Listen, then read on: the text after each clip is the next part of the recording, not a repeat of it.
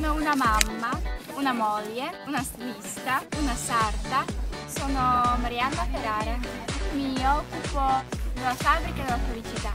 Mi aspetto un buon grande divertimento, come tutti voi, e poi mi aspetto di nuovi contatti, di persone giovani, le nuove informazioni della moda. E secondo me questo evento è uno dei pochi in Italia che sono veramente ben organizzati. Aspetto tutti a 5 agosto 2012 a Agropoli.